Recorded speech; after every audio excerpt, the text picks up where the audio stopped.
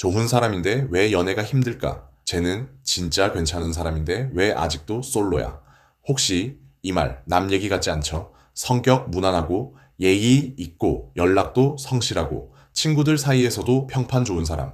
그런데 연애만 시작하면 이상하게 꼬입니다. 처음엔 분위기 좋다가도 갑자기 어색해지고 별일 아닌 일에 서운함이 쌓이고 혼자 밤에 누워서 톡창을 다시 열어봅니다. 내가 뭐 잘못했지? 아까 그 말 괜히 했나? 아직 아무 일도 없는데 이미 머릿속은 결말까지 가 있습니다. 오늘은 이 이야기를 가볍게 풀어보려 합니다. 무겁지 않게, 하지만 공감은 깊게. 끝까지 보면 아마 이런 생각이 들 겁니다. 아, 나만 그런 게 아니었네. 1. 애착 방식의 차이. 같은 상황, 다른 해석 사람마다 가까워지는 방식이 다릅니다. 어떤 사람은 자주 연락하고 표현해야 안정감을 느끼고 어떤 사람은 혼자 있는 시간이 있어야 편합니다. 예를 들어 답장이 3시간 늦었습니다. 한 사람은 바쁜가 보네 라고 넘기고 다른 사람은 내가 뭐 실수했나 라고 생각합니다. 또 어떤 사람은 왜 이렇게 자주 연락을 해야 하지? 라며 숨이 막힙니다. 같은 상황인데 해석은 완전히 다르죠. 우리는 이 차이를 모르고 서로를 평가합니다. 왜 이렇게 집착해? 왜 이렇게 무심해? 사실은 성격이 나빠서가 아니라 안정감을 느끼는 방식이 다를 뿐입니다. 이걸 모르면 사소한 차이가 큰 오해가 됩니다. 2. 과잉 해석 루프. 머릿속 드라마의 시작, 연애가 힘든 사람들은 생각이 멈추지 않습니다. 말투, 이모티콘, 느낌표, 하나까지 다시 봅니다. 오늘은 하트가 없네. 평소보다 답이 짧은데 여기서 시작된 생각은 금방 상상으로 이어집니다. 혹시 식은 거 아니야? 다른 사람 생긴 거 아니야? 대부분은 근거 없는 추측인데 감정은 이미 사실처럼 반응합니다. 그래서 괜히 예민해지고 괜히 말투가 차가워집니다. 상대는 이유를 모른 채 분위기만 달라졌다고 느낍니다. 이 루프의 무서운 점은 증거가 거의 없다는 겁니다. 빈칸을 불안으로 채우는 습관, 그게 관계를 지치게 합니다. 3. 눈치 문화와 말하지 않은 기대, 알겠지의 함정. 우리는 말하지 않아도 알아주길 기대합니다. 이 정도면 눈치챌 텐데. 하지만 상대는 내 머릿속을 볼 수 없습니다. 기념일을 기억 못했을 때, 힘들다고 했는데 반응이 약했을 때 우리는 해석을 붙입니다. 나를 가볍게 생각하나, 하지만 다른 가능성도 있습니다. 정말 몰랐을 수도 있고 표현이 서툴렀을 수도 있습니다. 말하지 않은 기대는 어긋날 가능성이 큽니다. 그래서 필요한 건 힌트가 아니라 설명입니다.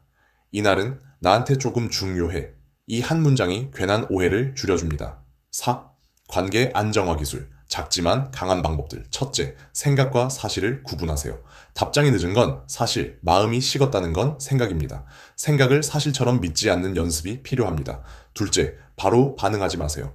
감정이 올라왔을 때 잠시 멈추면 대부분은 가라앉습니다. 밤에 보낼 톡은 아침에 다시 읽어보세요. 셋째, 확인 대신 표현하세요. 왜 답 늦었어? 대신 답장이 늦으면 내가 좀 불안해져 라고 말해보세요. 상대를 몰아붙이지 않으면서도 내 마음은 전할 수 있습니다. 넷째, 연애만이 전부가 되지 않게 하세요. 내 일, 내 취미, 내 친구가 균형을 잡아주면 관계도 덜 흔들립니다. 연애는 삶의 일부일 때 가장 건강합니다. 5.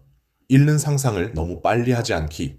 아직 일어나지 않은 일, 좋은 사람인데 연애가 힘든 사람들의 특징은 아직 아무 일도 일어나지 않았는데 이미 끝을 상상한다는 점입니다.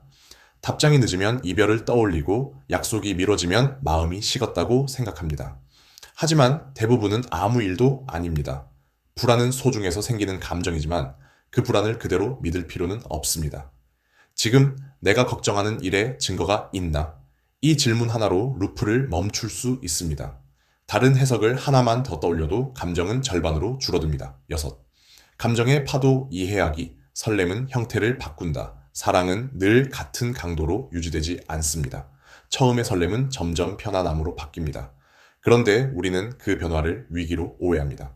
표현이 줄어들면 마음이 줄어든 거라 생각합니다. 사실은 안정된 것일 수 있습니다. 편안함을 심심함으로 착각하지 않는 연습이 필요합니다. 안정된 관계는 조용합니다. 요란하지 않지만 오래갑니다. 요즘 조금 덜 표현되는 것 같아. 내가 괜히 불안해졌어. 이렇게 말할 수 있다면 이미 반은 성공입니다. 7. 상처받기 싫어서 먼저 멀어지는 마음, 두려움의 또 다른 모습. 어떤 사람은 좋아질수록 거리를 둡니다. 기대가 커질수록 잃을까봐 무섭기 때문입니다. 그래서 먼저 선을 긋습니다. 상대는 갑자기 달라진 태도에 혼란스러워합니다. 이럴 때 필요한 건 완벽함이 아니라 솔직함입니다. 가까워질수록 겁이 나. 이 한마디가 관계를 살립니다.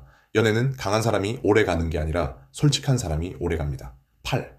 편안한 연애란. 내가 나를 잃지 않는 상태. 편안한 연애는 불안이 전혀 없는 관계가 아닙니다. 불안이 생겼을 때 숨기지 않고 다룰 수 있는 관계입니다. 서운함이 생겼을 때 쌓아두지 않고 말할 수 있는 관계입니다. 그리고 무엇보다 내가 나를 잃지 않는 관계입니다. 연락 하나에 자존감이 무너지지 않고 상대의 기분에 따라 하루가 완전히 흔들리지 않는 상태. 그게 진짜 안정입니다. 좋은 사람인데 연애가 힘들었다면 그건 당신이 진심이었기 때문입니다. 이제 그 진심을 나에게도 조금 써주세요. 9. 나는 왜 이렇게 예민하지? 자책 대신 이해의 연애가 조금만 흔들려도 우리는 쉽게 자신을 탓합니다. 나는 왜 이렇게 예민하지? 왜 이렇게 별일 아닌 걸로 마음이 복잡하지? 하지만 예민하다는 건 그만큼 관계를 중요하게 생각한다는 뜻이기도 합니다. 상대의 말투를 잘 느끼고 분위기를 빨리 읽고 작은 변화도 알아차리는 사람이라는 의미입니다. 문제는 그 감각이 관찰에서 멈추지 않고 판단으로 넘어갈 때입니다. 오늘 말이 조금 짧네 에서 끝나면 괜찮지만 나한테 실망했나? 로 이어질 때 마음이 힘들어집니다. 관찰은 중립이고 판단은 감정을 붙입니다. 그래서 연애를 편하게 하려면 내가 어디까지가 사실이고 어디부터가 해석인지 구분하는 연습이 필요합니다. 피곤해 보인다. 와, 나랑 있는 게 재미없어 보인다. 는 완전히 다른 문장입니다. 이 차이를 알기 시작하면 자책은 줄고 이해가 시작됩니다. 나는 예민한 게 아니라 조금 더 많이 생각하는 사람일 뿐입니다. 그리고 생각은 조절할 수 있습니다. 10. 비교의 함정. 다른 커플은 왜 저렇게 잘 지낼까? 요즘은 다른 사람들의 연애가 너무 잘 보입니다. 기념일 사진, 여행 영상, 이벤트 장면들. 보면서 이런 생각이 스쳐갑니다. 우린 왜 저렇게 못하지? 하지만 우리는 남의 하이라이트와 내 일상을 비교합니다. 다른 커플도 싸우고 서운해하고 오해합니다.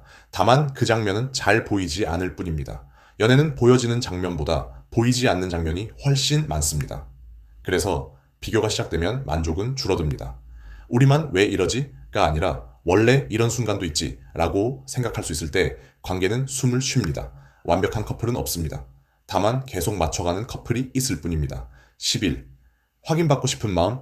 사랑의 증거 찾기 연애를 하다 보면 문득 묻고 싶어집니다. 나 좋아하는 거 맞지? 이 질문은 의심이라기보다 안심하고 싶은 마음에서 나옵니다. 사랑은 눈에 보이지 않기 때문에 우리는 자꾸 증거를 찾습니다. 연락의 빈도, 말의 다정함, 선물의 크기. 하지만 사람마다 사랑을 표현하는 방식은 다릅니다. 누군가는 말을 많이 하고, 누군가는 행동으로 보여주고, 누군가는 묵묵히 곁에 머무는 걸로 표현합니다. 내가 원하는 방식과 상대의 방식이 다를 때 갈등이 생깁니다. 왜 말로는 잘 안 해? 라는 질문 대신 저 사람은 이런 식으로 표현하는구나 라고 이해하려는 순간 확인은 줄고 안정은 늘어납니다. 확인은 잠깐의 안심을 주지만 이해는 오래가는 안정감을 줍니다. 12. 싸움이 꼭 나쁜 건 아니다. 연애에서 싸움은 피하고 싶은 장면이지만 꼭 나쁜 신호는 아닙니다. 싸움이 있다는 건 기대가 있다는 뜻이기도 합니다. 아무 기대가 없으면 서운함도 생기지 않습니다. 문제는 싸움의 내용보다 방식입니다. 이기려고 말하면 상처가 남고 이해하려고 말하면 조율이 됩니다. 왜 항상 너는 그래? 대신 그때 나는 조금 서운했어 라고 말하는 것. 같은 상황이라도 말의 방향이 다르면 결과도 달라집니다. 싸움이 없는 관계가 좋은 게 아니라 싸운 뒤 다시 연결될 수 있는 관계가 건강한 관계입니다. 13. 결국 나와의 관계가 먼저다. 연애가 힘들 때 우리는 상대를 바꾸고 싶어 합니다. 하지만 더 근본적인 질문은 이것입니다. 나는 나와 잘 지내고 있는가? 혼자 있을 때 불안하고 연애가 삶의 전부가 되어 있다면 상대의 작은 행동도 크게 느껴집니다. 반대로 내 하루가 나름대로 차 있고 나를 돌보는 시간이 있다면 연애는 삶을 더하는 요소가 됩니다. 연애로 나를 채우려 하면 늘 부족하지만 내가 어느 정도 채워져 있으면 관계는 훨씬 가볍고 안정적입니다. 마무리. 연애는 나를 이해하는 연습 연애가 힘들었다면 실패가 아니라 연습이었습니다. 상대를 이해하려 애썼던 시간만큼 이제는 나를 이해해보세요. 다음에 불안이 올라올 때 이렇게 말해보세요. 이건 사실이 아니라 생각일 수도 있어. 그 한 문장이 관계를 지켜줄지도 모릅니다. 좋은 사람은 결국 좋은 관계를 만납니다. 다만 조금 더 나를 알고 나서 만날 뿐입니다.